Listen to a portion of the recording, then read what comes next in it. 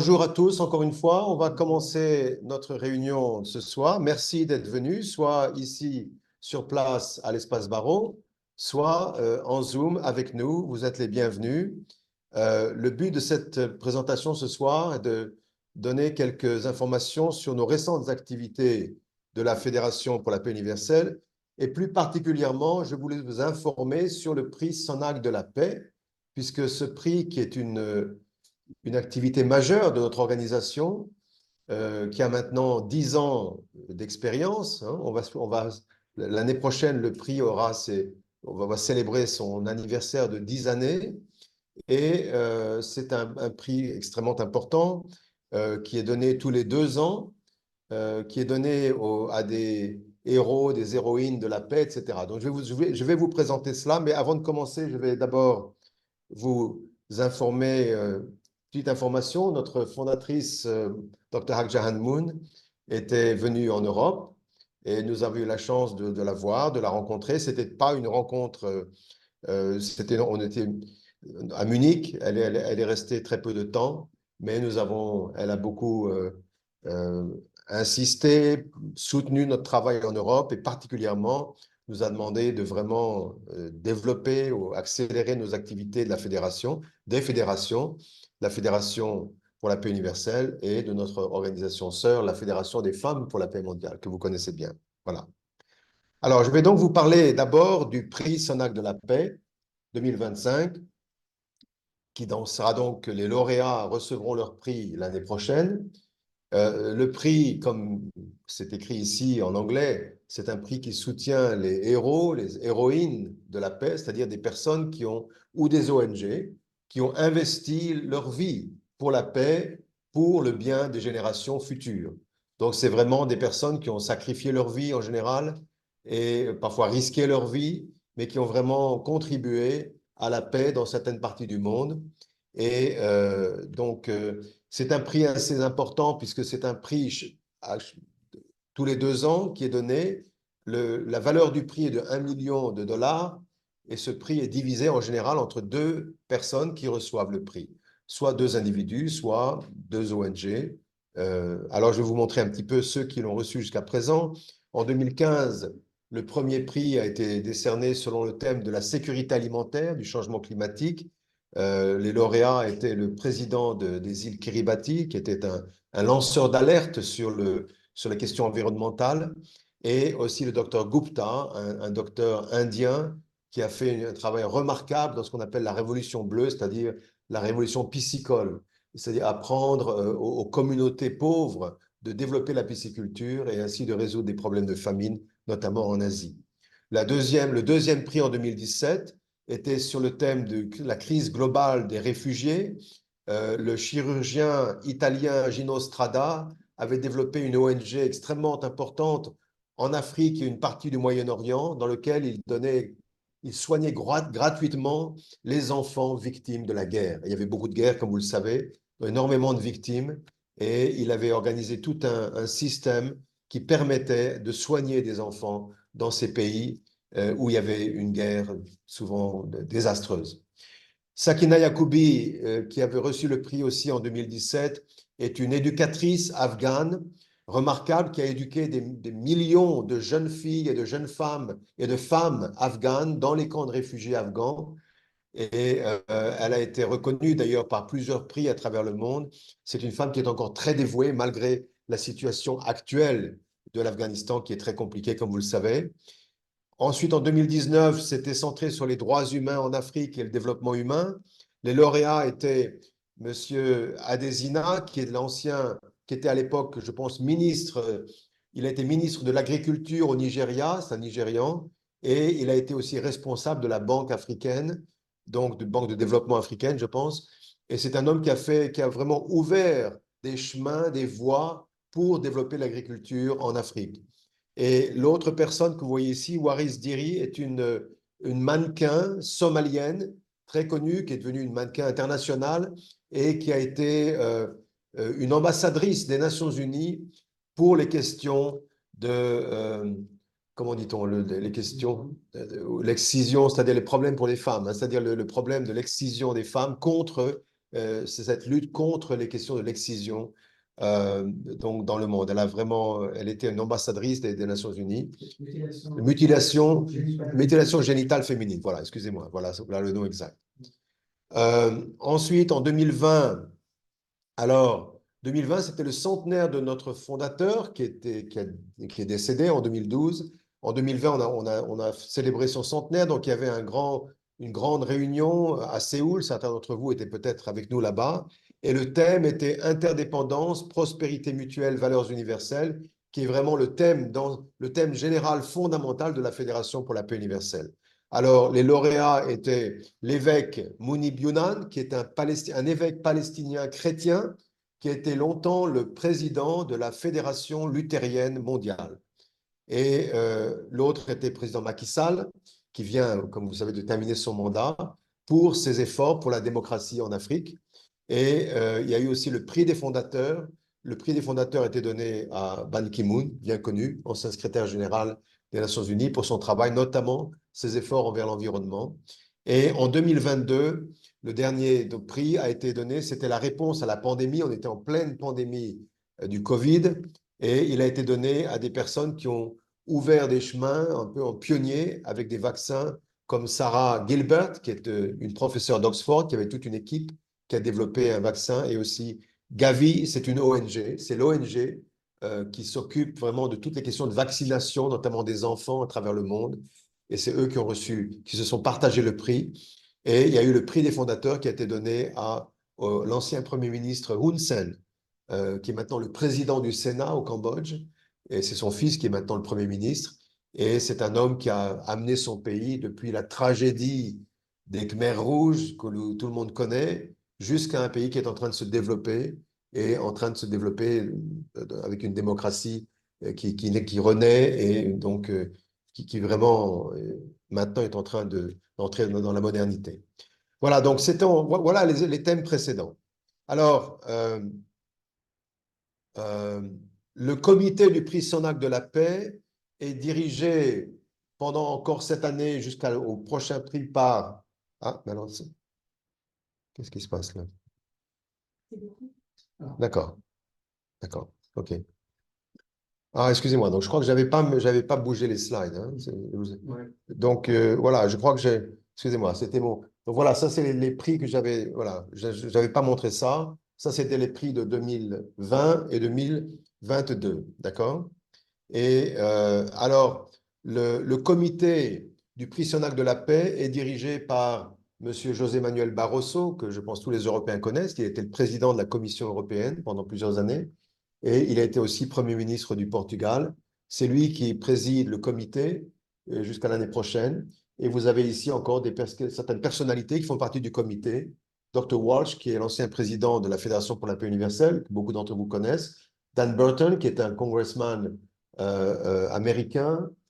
Thomas McDavid, qui est aussi un des responsables au niveau de la FPU et des médias. Il est président du Washington Times. Newt Gingrich, qui est un ancien président de la Chambre des représentants, c'est-à-dire du Parlement, si vous voulez, américain. Moon Yona, qui est une responsable pour UPF en Corée, et aussi Dr. Yang, qui est maintenant le président international de la Fédération pour la paix universelle. Voilà, donc voilà le comité qui va décider du prix. Alors, quelles sont euh, les modalités, le calendrier d'attribution du prix? J'ai du mal à bouger ça. Il faut pas bouger la souris en tout cas. Oui, c'est ça, d'accord. Alors, le calendrier d'attribution du prix est le suivant. Depuis avril jusqu'à juillet 2024, c'est-à-dire nous sommes en plein dans cette période-là, jusqu'à la fin juillet, et c'est pourquoi nous faisons cette présentation aujourd'hui, parce que jusqu'à la fin juillet, nous pouvons proposer, même vous pouvez proposer aussi, si vous connaissez des personnalités qui seraient en mesure de recevoir le prix en fonction du thème que je vais expliquer tout à l'heure. Les réunions du comité de sélection se feront d'août à décembre, et les lauréats donc, seront annoncés officiellement en janvier 2025, et la cérémonie de remise du prix sera en avril 2025. Alors, Quel est le thème du prix actuel de l'année prochaine, donc 2025? Alors, bon, il y a toute une explication, je vais aller très rapidement dessus, hein, c'est-à-dire, bien sûr, le monde est confronté à un grand nombre de crises, la crise climatique, le problème des inégalités croissantes, le problème de la pauvreté également qui s'accroît, les conflits dans le monde que nous connaissons autour de nous, la menace technologique, etc. Et l'Afrique est toujours un peu sur le devant de la scène dans ces crises-là, celle qui en souffre pratiquement le plus. Par exemple, euh,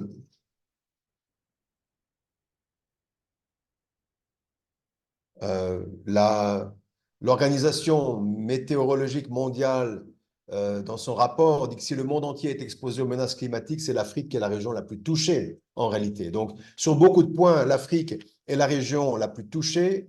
Donc, aussi bien sur les questions du changement climatique, avec toutes les catastrophes qu'elles entraînent, avec l'effondrement des systèmes de la planète, les systèmes biologiques, etc., et aussi les inégalités, la croissance des inégalités qui entraîne non seulement la pauvreté, la violence, mais même des crises dans les pays démocratiques et dans les jeunes démocraties même, aussi bien en Afrique qu'ailleurs, mais particulièrement, on le voit aujourd'hui en Afrique. Et parce que l'Afrique a un rôle très important dans le monde à venir, notamment dans ce siècle-là, l'Afrique sera le continent probablement le plus nombreux.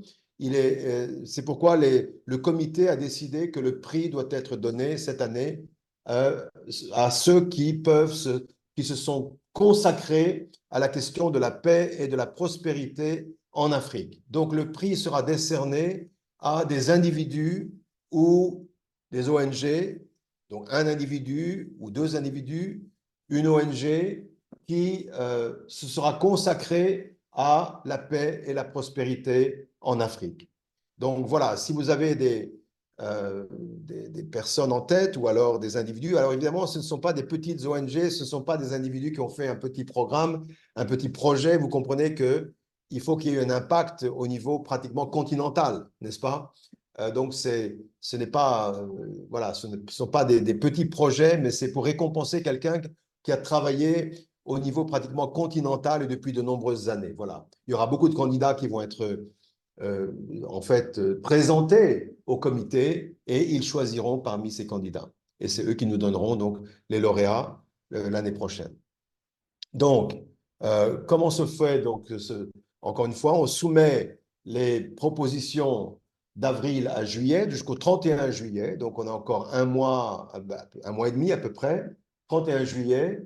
Euh, Vous pouvez aussi télécharger le formulaire. Vous pouvez aller sur le site du prix Sonac de la paix qui est inscrit ici, sonacpeaceprize.org, hein, .org, sonacpeaceprize.org, et là, vous trouverez toutes les informations. Malheureusement, il n'est pas en français, il est en anglais et en coréen. Mais je pense que vous pouvez comprendre. Et il y a quand même, quand vous allez au bas de ce site, vous avez donc les documents qui peuvent être téléchargés. Vous avez une brochure en français et vous avez aussi donc les possibilités de télécharger des formulaires qui nous permettent de remplir une proposition que vous voulez nous envoyer. Alors, je vous demande de nous envoyer ici à nous d'abord, hein, au lieu d'envoyer cela en Corée, envoyer cela à UPF ici en France, de sorte que nous puissions rassembler cela et puis nous enverrons en Corée pour être sûr que les dossiers sont bien préparés. D'accord? Donc, si vous êtes intéressé, je dis ça à tout le monde, hein, je dis ça à vous tous qui êtes ici et vous qui êtes aussi en Zoom, n'est-ce pas? Si vous avez des personnes ou des ONG dont vous pensez qu'ils seraient en mesure de recevoir ce prix parce qu'ils ont contribué pendant des années avec un dévouement total pour la paix et la prospérité en Afrique, eh bien, vous pouvez faire vos propositions. Voilà. Donc, c'est pourquoi je voulais vous parler de ça aujourd'hui. C'est important, le temps est maintenant limité. Alors, donc voilà, voilà ce que je voulais vous dire. Alors maintenant, j'ai deux choses encore à vous présenter, deux projets que je voulais vous présenter, qui sont aussi des activités assez récentes. Euh, Vous savez que notre organisation est liée à l'ONU en tant que nous avons un statut consultatif auprès du Conseil économique et social de l'ONU, comment dit-on, un statut consultatif général. C'est-à-dire qu'en fait, il y a quelques centaines, 300 ou peut-être 400 ONG dans le monde qui ont ce statut général. Beaucoup d'autres ONG ont des statuts qu'on appelle spéciaux, mais le statut général, ça veut dire que nous sommes dans le monde entier, nous avons un travail, des activités qui recouvrent beaucoup de départements de l'ONU. Donc, nous avons ce statut auprès de l'ONU et c'est pourquoi, pour nous, il est important de travailler avec l'ONU. En Europe, nous avons donc 2 sièges de l'ONU, à Vienne et à Genève, et nous avons donc des personnes très actives là-bas. Je voulais juste vous donner un petit rapport sur une conférence récente à l'ONU, donc il y a eu un mois à peu près, le 10 mai, un peu moins d'un mois, où nous avons justement eu une séance à l'ONU avec 2 sessions. La première session était sur la question interreligieuse, une approche interreligieuse pour la paix dans le monde. Alors évidemment, maintenant, les questions de paix en Europe, c'est pas de la théorie, c'est vraiment la réalité autour de nous. Les conflits sont dévastateurs, aussi bien à Gaza qu'en Ukraine, etc. Et donc, quel est le rôle des personnalités religieuses, et notamment la personne principale qui a parlé dans cette première session, c'était le Dr Pillay, qui est le secrétaire général du Conseil œcuménique des Églises.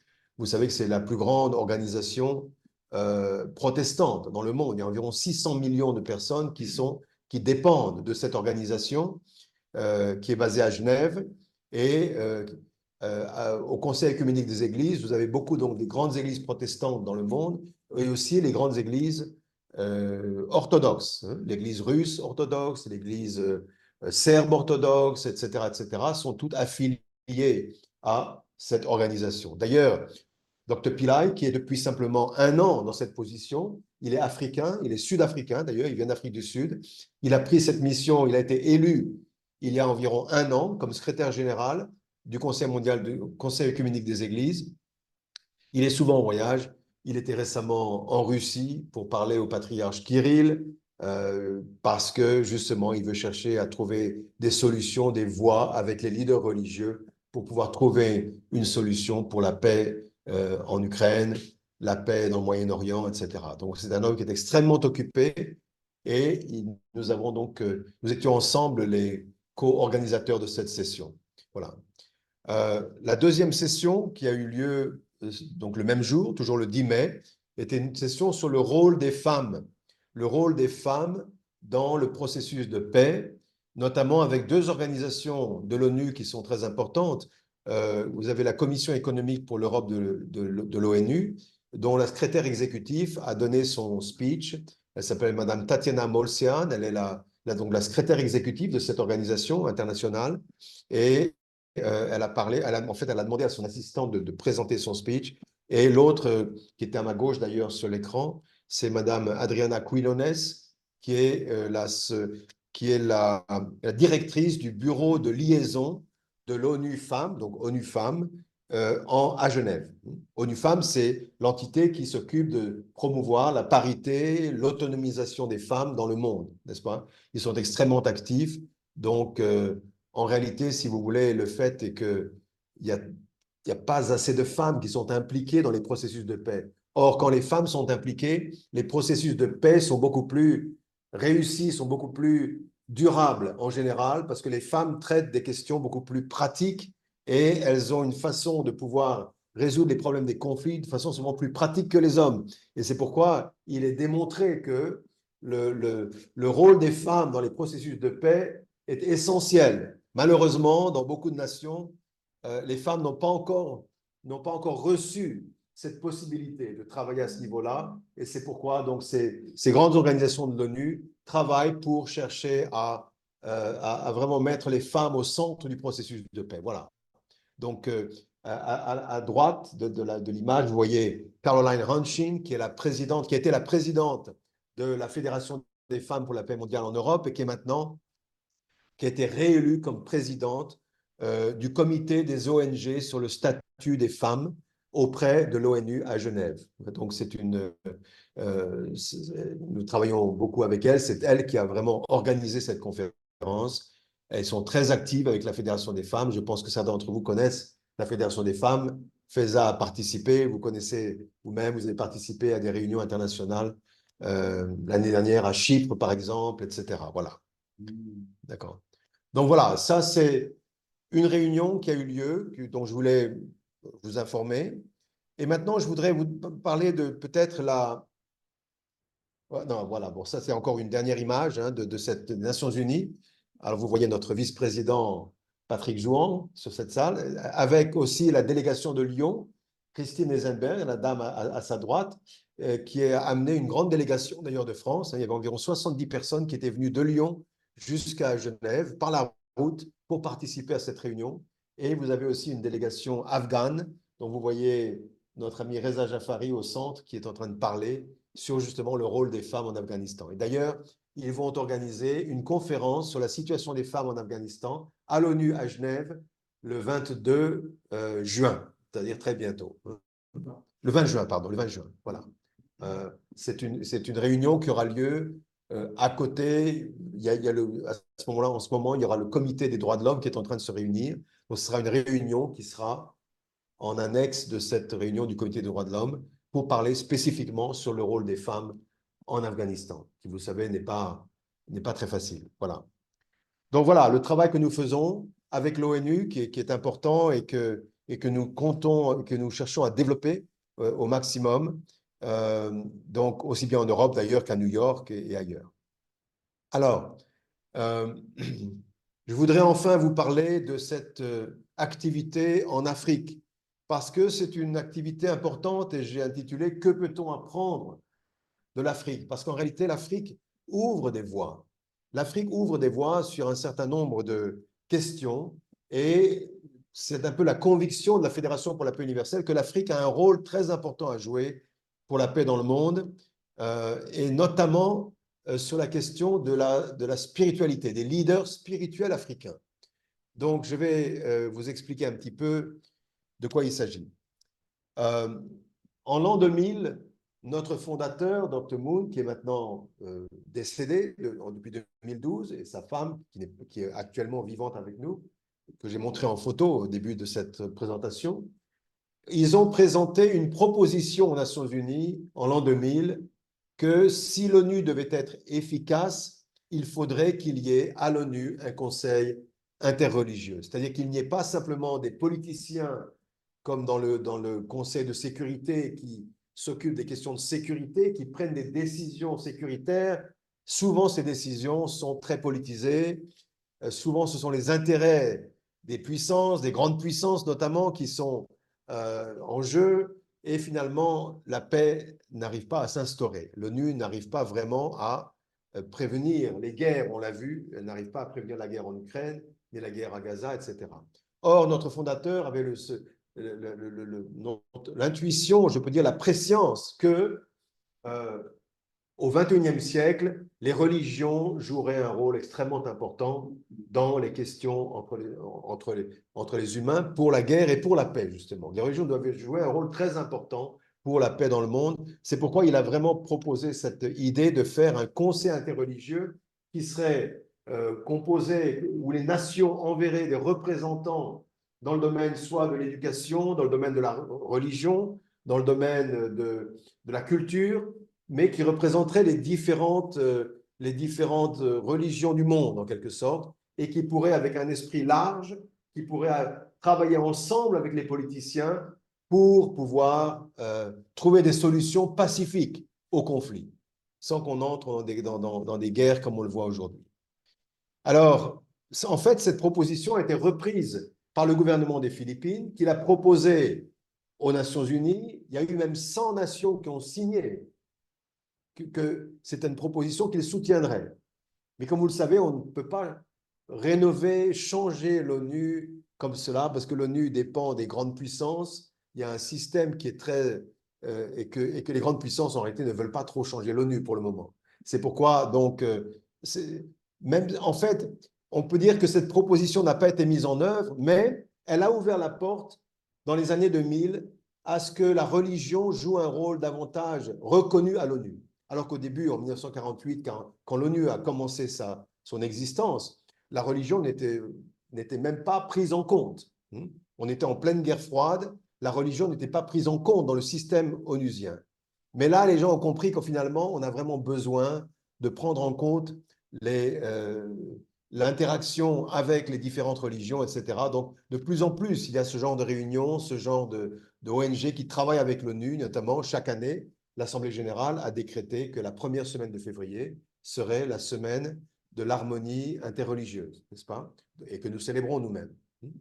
Mais on n'a pas encore arrivé à créer un conseil interreligieux. Or, en Afrique, eh bien, on est arrivé à créer cela. Et c'est pourquoi je voudrais vous témoigner de cela, parce que c'est une des pistes importantes de la Fédération pour la paix universelle à travers le monde. Alors, je vous redonne un petit peu d'histoire. En fait, en 2018, la Fédération pour la paix universelle, avec notre fondatrice, vous voyez ici, Dr. Hak Ja Han Moon, a commencé une série de grands événements, de grands sommets en Afrique, avec les personnalités les plus importantes, les chefs d'État. Vous voyez ici qu'elle était au Sénégal, donc à Dakar. Le président Macky Sall, qui était à l'époque le président du Sénégal, l'a reçu et a participé. Nous avions invité énormément de personnalités de toute l'Afrique. C'était un très, très grand sommet. Le but était donc de pousser, de montrer que le temps est venu pour l'Afrique de prendre une position de leadership, d'une certaine façon, dans les questions de la paix. D'accord? Alors, évidemment, l'Afrique a beaucoup souffert historiquement et notre fondatrice a profité de son séjour à Dakar pour faire une cérémonie très spéciale qui a d'ailleurs été préparée en grande partie par notre ami Patrick Jouan, qui est derrière vous ici. D'ailleurs, vous le voyez sur la photo, peut-être, je ne sais pas si on voit. Enfin, il est là dans la foule. Hein. Et donc, qui était en fait, vous savez, c'est la maison des esclaves, qui était un centre de l'esclavage, de la traite, des esclaves dans le monde pendant des siècles, plusieurs siècles. Hein. Des millions et des millions d'esclaves ont été envoyés à travers, notamment vers le Nouveau Monde, hein, à partir de cette maison des esclaves. Donc, c'était vraiment un endroit historique tragique. Et alors, notre fondatrice, avec l'organisation du sommet, ont fait certaines prières particulières, etc., lors de son speech. Hein. Je lis: l'Afrique a enduré les pires atrocités commises par l'humanité au nom de Dieu. Au cours des 300 dernières années, 20 millions d'Africains ont été réduits en esclavage, car ils étaient considérés comme des païens avec une couleur de peau différente. 6 millions de vies nobles ont été sacrifiées. Nous devons guider le monde vers un avenir qui mettra fin aux conflits, aux souffrances et aux guerres. En réalité, c'était dans son esprit l'idée que l'Afrique maintenant devait jouer un rôle positif, de vraiment le passer derrière, et l'Afrique va jouer un rôle de leadership sur un plan notamment pour les questions de la paix. C'était sa conviction. Elle a même dit ce jour-là, elle a dit je vais appeler l'Afrique céleste. C'est l'Afrique qui est centrée sur le ciel, sur la vie spirituelle, la moralité, si vous voulez. Voilà. Donc, c'est un peu un idéal qu'elle a donné à ce continent. Et nous avions alors invité, comme je l'ai dit, énormément de représentants de toutes les religions, des chefs d'État, anciens chefs d'État. Vous avez des chefs traditionnels, vous les voyez ici. Il y avait aussi des personnes même d'Arabie Saoudite qui étaient là. C'était vraiment un sommet important. Mais ce qui est important pour nous, c'était que nous avons pour la première fois utilisé ce terme, cette devise: interdépendance, prospérité mutuelle, valeurs universelles. Je voudrais en dire deux mots parce que c'est vraiment la devise de la Fédération pour la paix universelle. Et quand nous avons fait ce sommet, certains professeurs sénégalais m'ont dit: vous savez, nous voulions parler d'interdépendance dans les années 60. Mais dans les années 60, ce n'était pas possible de parler d'interdépendance. Il fallait d'abord parler d'indépendance. Et or, l'indépendance se fait dans le conflit, dans la séparation. C'était le contexte de la guerre froide. Et donc, beaucoup d'indépendants, beaucoup de mouvements d'indépendance, effectivement, se sont faits dans les conflits, naturellement. Et l'Afrique est devenue indépendante. Enfin, la plupart, les nations africaines sont devenues indépendantes. Et 50 ans ou 60 ans plus tard, le temps est venu de pouvoir travailler avec cette devise de l'interdépendance. Qu'est-ce que ça veut dire, interdépendance, prospérité mutuelle, valeurs universelles? Ça veut dire qu'en fait, on doit travailler centré sur un but commun, un but plus grand. Ce n'est pas un but personnel, ce n'est pas un but lié à ma propre nation, c'est un but qui dépasse la nation, qui dépasse la religion, qui dépasse l'individu, etc. Donc, derrière ce thème d'interdépendance, prospérité mutuelle, il y a toute une signification, je ne vais pas entrer en détail, mais qui qui est lié à, si vous voulez, une réforme du capitalisme, une réforme de la démocratie, centrée sur les valeurs universelles. Qu'est-ce que c'est que les valeurs universelles? Ce sont les valeurs du cœur, si vous voulez. Je peux, en résumé, je peux dire ce sont les valeurs du cœur, parce que ce sont les valeurs de ce qui est le plus fondamental chez l'être humain. Et souvent, nous parlons de ces 4 domaines du cœur parce que c'est vraiment l'essence même de la nature humaine. Comment développer le cœur qui est capable de vivre pour les autres, de chercher la joie, à donner la joie, à recevoir la joie. Ça se fait par une sorte de training, un entraînement, une éducation qui se fait dans la famille, avec l'amour filial, l'amour fraternel, l'amour conjugal, et finalement l'amour parental qui est l'amour le plus mûr, l'amour qui est capable de vivre pour autrui, l'amour qui est responsable. C'est tout un processus d'éducation de l'être humain qui se fait en général dans la famille. Et ce processus-là, les religions doivent le porter parce qu'en fait, l'héritage des religions, c'est justement cet enseignement centré sur le cœur. Et ça, c'est un point très important dans la Fédération pour la paix universelle. Nous insistons sur le dialogue interreligieux en mettant en commun qu'est-ce que les religions ont en commun. Dans les grands textes religieux des grands fondateurs religieux, quand vous retrouvez l'essentiel, vous trouvez que chaque fondateur religieux, finalement, a insisté sur les valeurs. Certains, c'était peut-être la bienveillance chez les bouddhistes, c'était l'esprit-cœur chez les confucianistes, c'était l'amour chez les chrétiens ou les juifs, c'était la miséricorde chez les musulmans, etc. Et toutes ces valeurs-là, en réalité, ce sont des valeurs qui sont basées sur le cœur, sur la force du cœur. Et c'est pourquoi, lorsque l'on se concentre sur les valeurs du cœur, alors on peut ramener ensemble les différentes religions. Ça veut dire qu'on doit dépasser le cadre purement dogmatique des religions, dogmatique qui est très intellectuel, si vous voulez. On doit dépasser la raison, le rationnel, qui est important, qui est très important, mais on doit descendre au niveau plus profond, qui est au niveau du cœur, et ça, c'est le travail essentiel que la Fédération pour la paix universelle cherche à développer en rassemblant les différents leaders religieux. Voilà, ça c'est l'essentiel du dialogue, du travail interreligieux. Alors, en 2022, nous avions un grand sommet en Corée dans lequel plus de 47 leaders religieux africains sont venus. Et leur idée, c'était justement de créer une association, qui est l'association interreligieuse pour la paix et le développement, et de créer une position de conseil, de conseiller vis-à-vis de l'Union africaine. C'est-à-dire que les religieux doivent travailler ensemble, centrés sur des valeurs universelles, ensemble. En même temps, ce n'est pas simplement pour eux, ce n'est pas pour leur religion, c'est pour la société. Donc, ils doivent travailler de concert avec les leaders politiques. Avec les leaders politiques. Voilà l'idée dont je parlais au début. Notre fondateur, en l'an 2000, avait cette idée qu'il fallait qu'il y ait un conseil interreligieux qui travaille en harmonie avec le conseil de sécurité qui est politique, de sorte que les religieux et les politiques puissent travailler ensemble pour arriver à des solutions durables de paix. Voilà. Et donc, c'est une décision qui a été prise en août 2022. Vous voyez ici, ce sont des grands représentants qui étaient représentés l'islam à droite, à gauche, Cheikh Mansour du Sénégal,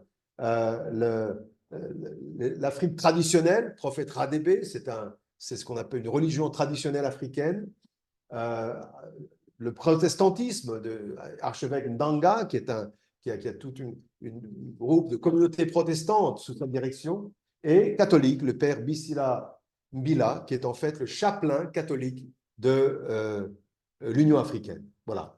Donc, guidés par ces personnes-là, eh bien, ils ont décidé de développer régulièrement, tous les 3 ou 4 mois, ils ont développé ce qu'ils appelaient le Africa Spiritual Day, c'est-à-dire la journée de la spiritualité africaine. Célébrer la spiritualité en Afrique ensemble, qu'ils soient d'origine juive, d'origine musulmane ou chrétienne, ou peu importe, traditionnelle, travaillons ensemble pour célébrer la spiritualité en Afrique. En fait, c'est notre fondatrice, Madame Moon, qui avait demandé, s'il vous plaît, créer une journée de spiritualité africaine, et ils ont mis en œuvre cela, et ils ont fait ça dans Alors, ils font ça sur Internet. Maintenant, on peut faire ça par Internet. Les gens ne se rassemblent pas. Ça coûte très cher de se rassembler dans un même endroit.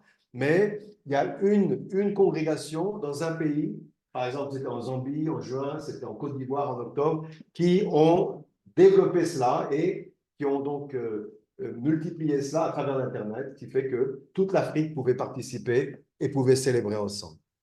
Alors, sur cette base-là, ils ont créé des liens avec l'Union africaine et tout récemment, le 5 avril dernier, donc il y a environ 2 mois, eh bien, ils ont pu signer un accord, un protocole d'entente entre donc, la Fédération pour la paix universelle, avec sa branche interreligieuse qu'on appelle AIPD, Association interreligieuse pour la paix et le développement, et l'Union africaine à travers SIDO. SIDO, c'est le, si vous voulez, c'est le, comment dit-on, c'est le comité pour les citoyens et les ONG, si vous voulez, et la diaspora. Je pense que en fait, ça veut dire le directorat des citoyens africains et de la diaspora africaine. Voilà. En fait, c'est un peu, ça veut dire c'est la société civile, si vous voulez. Parce que l'Union africaine, c'est une union d'États. Or, une ONG ne peut pas créer une entente, enfin, ne peut pas signer un accord avec des États. Donc, ils ont signé avec le SIDO, qui représente l'Union africaine, voilà, collective, voilà, qui est en fait, donc, si vous voulez, qui est la dimension de la société civile de l'Union africaine, voilà. Et donc, cet accord a été fait. Le prophète Radébé, que vous voyez ici, qui est en train de signer, c'est lui qui est le président de cette association interreligieuse pour la paix et le développement. Donc, c'est lui qui a signé au nom de tous les autres leaders religieux. Et ils ont finalement décidé de faire la prochaine journée de la spiritualité africaine à l'Union africaine, au siège même de l'Union africaine. Et ça s'est fait il y a juste à peine 10 jours. Donc, c'était à Addis Abeba. Et ils ont, donc pour la première fois, l'Union africaine recevait, si vous voulez, une association interreligieuse panafricaine qui travaillait avec elle pour réaliser, pour célébrer cette dimension religieuse et créer une sorte de, si vous voulez, de dialogue entre le religieux et le politique, le spirituel et le politique. D'accord? Donc voilà, ça a été fait le 22 mai à Addis Abeba. Alors j'ai quelques photos à vous montrer, hein. C'était ça, c'était voilà, les autorités, les intervenants. Il y avait des représentants de tous les pays africains. Il y avait beaucoup de personnalités qui étaient dans l'audience. Il y avait aussi la chorale orthodoxe, puisque l'église en Éthiopie, c'est l'église orthodoxe qui est très, je pense, qui est la prédominante, n'est-ce pas? L'église orthodoxe, avec sa chorale. Et comme on est en guerre, eh bien, il y avait aussi les Juifs et les musulmans qui ont fait une prière particulière pour Gaza, pour la paix au Moyen-Orient. Vous savez qu'en Éthiopie, il y a aussi bien sûr des Juifs, hein, qui sont liés donc à Israël. Et donc voilà, donc il y a eu toute une journée de célébration. Il y avait même des représentants, des vétérans de la guerre de Corée. Vous savez que l'Éthiopie, avec l'Afrique du Sud, était un des rares pays, les seuls deux pays qui ont envoyé des troupes pendant la guerre de Corée en 1950, n'est-ce pas? Donc voilà. Et il y a encore des vétérans de cette guerre qui étaient là. Et puis, donc, sinon, c'est un travail interreligieux qui est en train de se développer. Voilà ce dont je voulais parler, parce qu'en fait, c'est quand je dis qu'est-ce que peut-on apprendre de l'Afrique, en fait, ce modèle-là, de développer un travail interreligieux au-delà des confessions, au-delà des dénominations, travailler ensemble et en même temps travailler avec les politiques. Ça, c'est un modèle qui est vraiment le modèle fondamental de la Fédération pour la paix universelle. Et c'est pourquoi je dis qu'on peut apprendre de l'Afrique, parce que l'Afrique a ouvert un peu le chemin avec cela. Et parce que les leaders africains sont aussi ouverts à la spiritualité, peut-être plus qu'ailleurs, n'est-ce pas? Enfin, ils ont aussi leurs problèmes, hein. L'Afrique, on va pas idéaliser l'Afrique. Elle a aussi beaucoup de problèmes à résoudre, naturellement, comme chaque continent. Mais n'empêche que c'est une vision que la FPU veut promouvoir, c'est que l'Afrique peut ouvrir des portes vers une paix plus durable. Et la paix plus durable, c'est justement cette idée de coopérer d'abord entre les religions, au-delà des religions, au-delà des dénominations. Ça, c'est l'essentiel. Ensuite, de coopérer avec les politiciens pour avoir un impact dans la société. Et donc, nous espérons que ce travail va continuer. Et d'ailleurs, un des projets essentiels, je terminerai ici, et après vous pourrez poser des questions, un des projets essentiels, c'est ce temple que nos fondateurs ont initié en Corée, qui a été en construction depuis déjà de nombreuses années et qui va être inauguré l'année prochaine.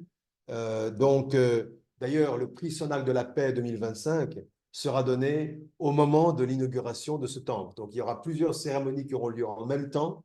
Le prix Sonal de la paix sera décerné au même moment où il y aura une cérémonie d'inauguration de ce temple qui est très, très grand. On ne peut pas le voir très bien ici, mais c'est un immense temple qui est fait que notre fondatrice appelle le temple pour le parent céleste. Le parent céleste, ça veut dire Dieu qui a le cœur parental, c'est-à-dire en fait le cœur parental qui est l'essentiel, qui est l'essence même de l'univers, qui est l'essence même de la paix en réalité, hein, qui est la base de la paix dans la famille, dans la société, dans la nation. C'est le cœur de parent qui peut promouvoir la paix autour de nous.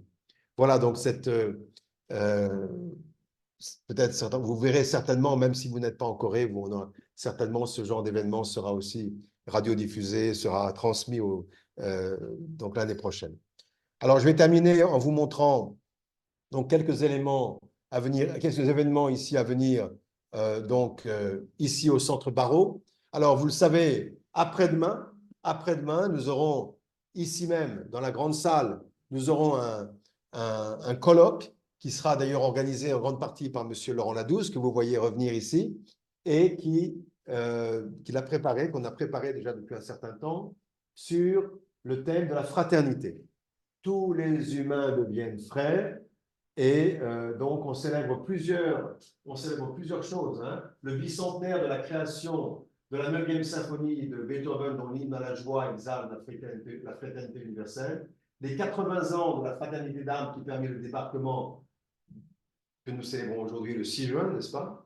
Les 80 ans du débarquement. Et les Jeux olympiques de 2024 qui symbolisent bien sûr la fraternité olympique, la fraternité humaine. Alors, on aura plusieurs sessions, plusieurs présentations, notamment sur le thème de Caïn et Abel, parce que vous savez, dans la Bible, la question de la fraternité, on peut la voir à travers les lunettes bibliques, donc de l'histoire de Caïn et Abel, puisque ce sont les deux premiers hommes qui se sont entretués, des frères qui se sont entretués, et toute l'histoire biblique a été l'histoire comment restaurer la fraternité entre des frères qui s'entretuent. Et donc, on parlera de cela à la fois du point de vue de la Bible, en même temps aussi on en parlera du point de vue des différentes idéologies, hein, la cité d'Abel, la cité de Caïn, comment réconcilier Jérusalem et Athènes, c'est-à-dire comment réconcilier comment dit-on, l'hébraïsme et l'hellénisme, c'est-à-dire la culture grecque avec la culture hébraïque plutôt religieuse, judéo-chrétienne. Comment les réconcilier? Elles sont souvent en conflit. Donc, il y aura toute une présentation historique qui nous permettra d'étudier cette relation entre ce que nous appelons une idéologie de type Caïn ou de type Abel qui doivent redevenir des frères et sœurs, qui doivent recréer la fraternité au lieu de s'entretuer. Voilà. Et ensuite, il y aura, dans l'après-midi, il y aura un débat très important animé par M. Ladouce, qui était ici avec nous, et avec un ancien ambassadeur de la Suisse, M. Jean-Pierre Vettovalia, sur l'importance de la Suisse, sur le rôle de la Suisse, qui a un système démocratique extrêmement assez important. Tu veux dire deux mots, Laurent? Peut-être tu peux dire quelques mots devant tout le monde. Hein? Laurent va vous en parler un peu plus précisément. C'est lui qui est vraiment derrière ce projet. Oui, en fait, la Suisse, d'abord, vous savez, c'est un pays. Oui, c'est un pays neutre, hein. Donc, ça veut dire qu'il ne cherche pas du tout à avoir des conflits internationaux.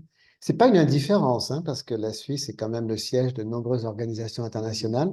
Et il y a 20% de population étrangère en Suisse, donc c'est un pays accueillant. C'est un modèle de fraternité parce qu'au départ, c'est une union comment dire, de cantons, hein. Ils se sont unis et il y a la démocratie directe, hein, comme vous savez, en Suisse. Et aussi, c'est un pays plurilingue. Il y a trois grandes communautés, 60% de germanophones, 20% de francophones, des italophones. Et en fait, ces gens vivent en harmonie depuis des siècles, quoi. Alors, bon, c'est pas non plus un pays idéal, hein, loin de là, mais on essaye de voir aussi pourquoi ils sont si bien classés dans tellement de domaines, notamment ce qu'on appelle l'indice de développement humain. Ils sont numéro un, l'un des pays les plus pacifiques au monde.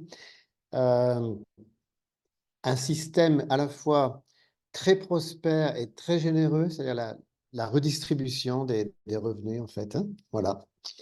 Donc, si ça vous intéresse, vous pouvez participer. Merci. En tout cas, soyez les bienvenus samedi après-demain. On est ici, nous aurons des présentations très intéressantes, je pense, aussi bien des présentations sur le rôle de Cain et Abel, l'explication à la fois biblique, mais en même temps l'explication dans l'histoire, dans l'histoire européenne. C'est vraiment toute l'histoire, notamment les 400 dernières années. Ce lien entre la foi, la raison, entre voilà, des idéologies qui sont un peu en conflit, mais qui doivent trouver une harmonie ensemble. Voilà. Donc, ça sera la présentation de ce samedi, après-demain, le 8 juin. Et enfin, je voudrais vous annoncer une nouvelle série de conférences. Nous n'avons pas encore envoyé d'invitation parce qu'on sinon on vous noie sous les invitations. Donc, on fait les choses petit à petit.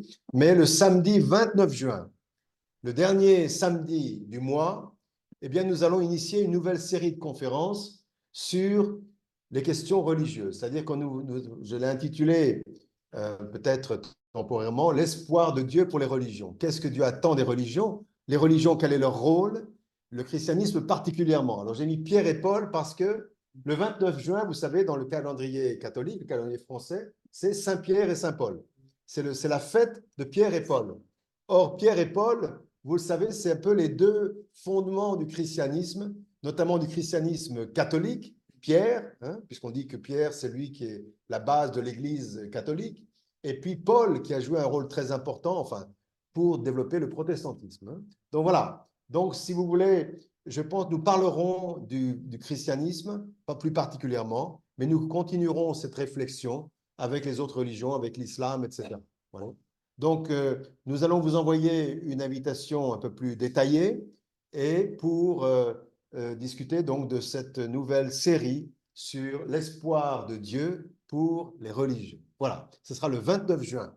Le 29 juin, ici, à l'espace Barreau, et vous serez les bienvenus. Merci. Et voilà, j'ai terminé ma présentation.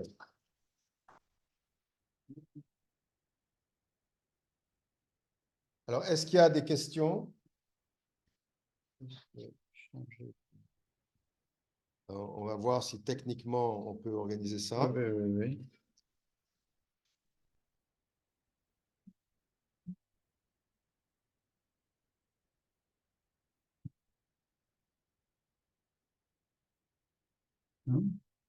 Et voilà. Si vous avez des questions, vous pouvez les écrire dans le chat, hein. Ceux qui sont sur Zoom, vous pouvez écrire des questions dans le chat. Ils peuvent aussi s'exprimer. Oui, oui, Oui. bien sûr, bien sûr, bien sûr. Et on tout vous à fait. entendra. Tout à Levez fait. la main, parce que moi, je ne vous vois pas. Donc, parfois, vous m'appelez, parce que je vous vois pas, on ne vous voit pas encore là sur l'écran. Et on va.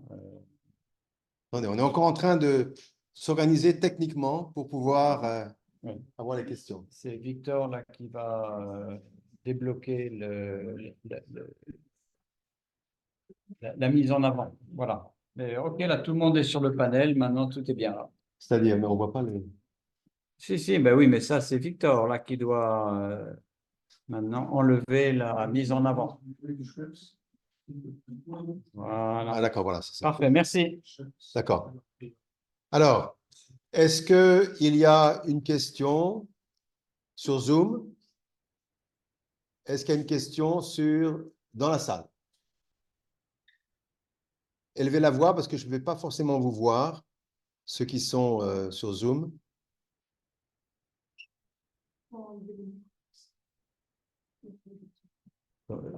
Yves, on n'entend rien, donc peut-être qu'il n'y a pas de question, mais est-ce que vraiment il n'y a pas de. Non, le micro est bien.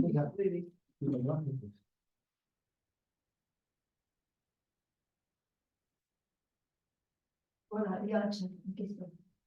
Là, il y a Où ça? question. Ah, une question dans le chat? OK. Alors, non, je vois pas, oui, je vois pas, c'est pas une question, ça. Pas une question? Bon, ça qu'il n'y a pas de question là. Je ne comprends pas pourquoi.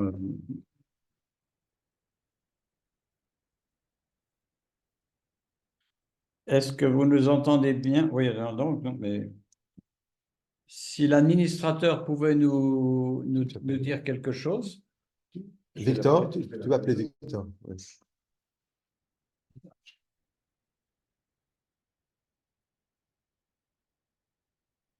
Bon, on n'est pas obligé d'avoir des questions, hein. Après tout, vous avez peut-être envie de manger, c'est l'heure du repas, donc il n'y a aucun problème. Si.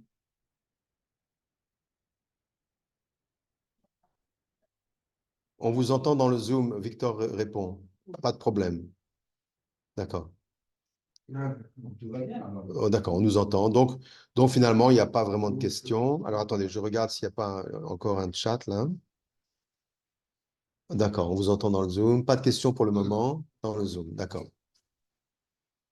Bon. C'était clairement énoncé. Alors, bon, s'il n'y a pas vraiment de questions, on peut arrêter, hein. Donc voilà. Ceux qui veulent, donc sur le prix Sonac de la paix, c'est intéressant quand même. Si si vous connaissez ou vous entendez, hein, donc, des ONG, des individus, informez-nous s'il vous plaît. Comme ça, on pourra construire un dossier, d'accord? Le dossier doit être bien construit pour mieux le présenter. C'est quand même un prix important. Et c'est le monde entier qui va faire ses propositions, hein. Donc, c'est pourquoi c'est important Ah, bonjour, Madame Labidi. Comment allez-vous? Heureux de vous voir. Il ouvre son micro. Oui, je ne sais pas si vous parlez, mais on ne vous voit pas. Ben, peut-être elle ne parle pas. D'accord. Ah, voilà. Voilà. Ah, parfait. Vous m'entendez? Oui, on vous entend, Madame Labidi. Comment allez-vous? Donc, bonsoir, je suis vraiment très heureuse de continuer à vous entendre, à voir vos actions qui avancent considérablement et vous avancez, mais ce monde ne nous aide pas à avancer davantage vers la paix et la sécurité qui sont vraiment des principes fondamentaux pour euh, vers la paix universelle, si vous voulez. Et voilà, j'ai pas de questions, mais juste vous féliciter pour ce que vous avez accompli, que vous êtes en train d'accomplir depuis un certain temps. Et je me réjouis également de voir que les femmes, on reconnaît réellement le rôle des femmes pour la paix et la sécurité mondiale. Et ça, c'est vraiment une bonne démarche. Et les religions, c'est vrai que maintenant, on a besoin de morale, on a besoin de principes fondamentaux qu'on ne peut retrouver qu'à travers les religions, parce que le côté matériel l'a emporté sur le côté moral. Et donc, voilà, c'est ce que je voulais vous dire et retirer encore mes félicitations. Merci beaucoup, Madame Labidi. Et nous vous admirons aussi beaucoup parce que nous savons le travail que vous faites et nous sommes très heureux que vous soyez fidèles à ce genre de réunion parce qu'en réalité, j'espère qu'on peut toujours travailler ensemble. Oui, nous sommes aussi effectivement, nous voyons tout ce qui se passe autour de nous et la paix n'existe pas. Au contraire, c'est la guerre. Nous cherchons par nos moyens, en tant qu'ONG, à intervenir, parfois à soulager d'abord les victimes. C'est la première chose que nous cherchons à faire, hein, que ce soit en Ukraine ou à Gaza. On a un projet actuellement d'amener des équipements médicaux, hein, en Palestine. On prépare un container pour cela. Donc, mais c'est loin, ce n'est pas suffisant, bien entendu. La paix doit se travailler au niveau beaucoup plus profond. Mais nous croyons quand même essentiellement que les leaders spirituels doivent prendre plus de responsabilités. Bien sûr, et il y en a qui malheureusement sont finalement des fauteurs de guerre aussi, hein. Donc, ce n'est pas les religions qui sont toutes pour la paix. On le connaît, ce n'est pas toutes les personnes religieuses qui sont pour la paix. Certains, malheureusement, sont dans les conflits. Et c'est pourquoi le travail d'éducation que nous faisons pour nous semble extrêmement important, en tout cas de rassembler les bonnes volontés pour chercher à prévenir d'autres conflits. Voilà, c'est un peu la mission que nous sentons, voilà, que nous nous donnons. Merci. Dionysos Dionysos, avait fait un commentaire. d'accord. trouvons une solution pour arrêter les conflits en Afrique. Effectivement, spécialement au Burundi, le gouvernement détourne la population sans retour. ONU, Union européenne, personne qui en parle. Effectivement, on parle souvent des grands conflits autour de nous, l'Ukraine, Gaza, mais il y a énormément de conflits dans le monde. Énormément de conflits dans le monde. Je pense qu'une des raisons pour lesquelles on travaille en Afrique, justement, enfin, c'est au moins l'Union africaine, peut-être, si elle travaille plus de cœur, enfin, ensemble avec des leaders spirituels, peut-être arriverait-il à prévenir quelques conflits au niveau local. Peut-être le cas du Sénégal qui a frôlé la guerre civile. Voilà, effectivement. Voilà, voilà effectivement. Qui ont apaisé. Bah, souvent, les hommes religieux, moi je vois au Congo, c'était la même chose. Hein. Les hommes religieux sont souvent, enfin les personnes religieuses sont souvent appelées pour résoudre les problèmes. En tout cas, j'ai vu ça au Congo quand j'ai vécu à l'époque de Mobutu, etc. Ils ont joué un rôle très important et dans beaucoup de pays, l'Église a joué un rôle important. Même le pape a essayé de jouer un rôle important. Malheureusement, ce n'est pas toujours le cas, ce n'est pas toujours réussi, mais c'est la volonté, c'est la persévérance qui compte. Voilà. Bien, ben écoutez, je pense qu'on ne va pas durer parce que je vois qu'il n'y a pas vraiment d'autres questions. Donc, on va terminer le Zoom ici et nous, on va continuer à parler entre nous. Merci à vous qui avez participé. Si vous avez encore une fois, donc, vous savez comment nous joindre hein, pour les questions du prix Sonac de la paix, comment nous joindre, faites vos propositions et nous resterons toujours en contact avec vous. D'accord? Merci à tous. Merci d'être venus ce soir. Merci et au revoir. Et bonne fin de semaine.